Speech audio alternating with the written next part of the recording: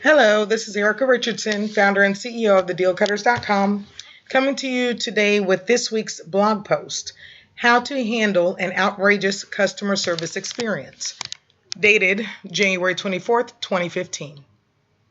Outrageous is the best word I could think of to describe this particular customer service experience. Unfortunately, I had to witness this interaction. Fortunately, it wasn't toward me.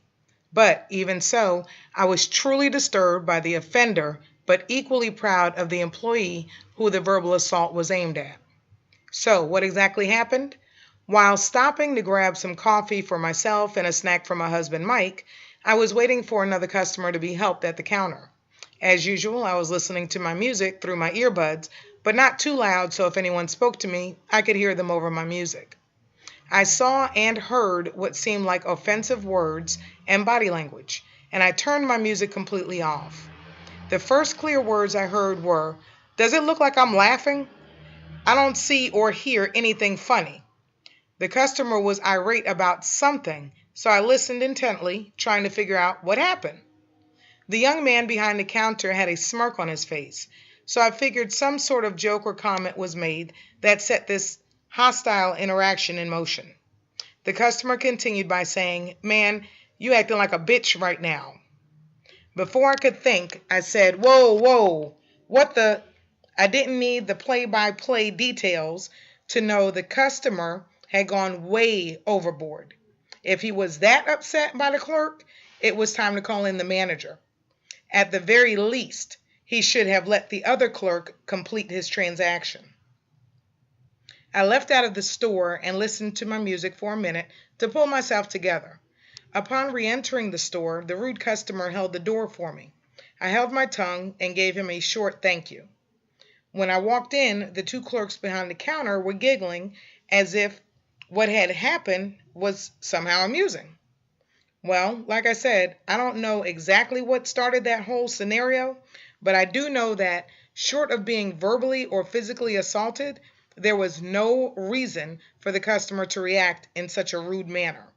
Granted, the clerk should have taken the customer a bit more seriously, but that's not an excuse to attack anyone like that. I was debating on whether or not to mention that the clerk is gay. I don't think that has any true weight here, but the fact that the customer said bitch makes it a heavily weighted point, therefore necessary to mention. Standing there, I wondered if the customer would have made that comment to a seemingly straight male or female clerk.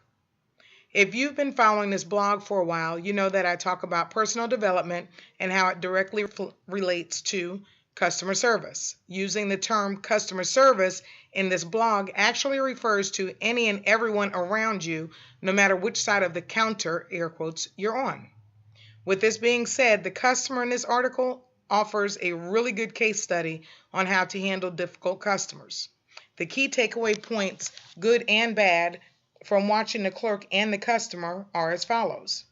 The good, the clerk did not get upset and exchange words with the customer. Yay!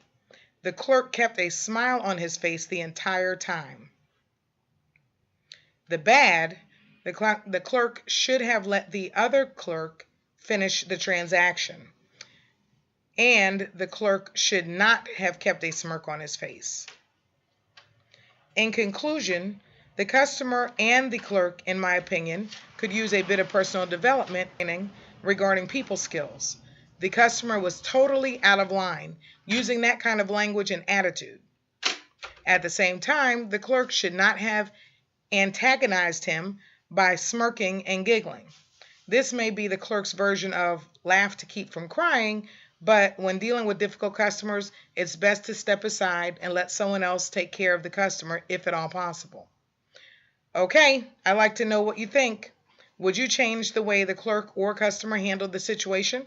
If so, what do you think they should have done differently? As I always say, I'm just one person with one opinion. I'd like to hear what you think. Please leave your comment below and let's talk about it. Thank you. Have a wonderful week and always be blessed and be awesome.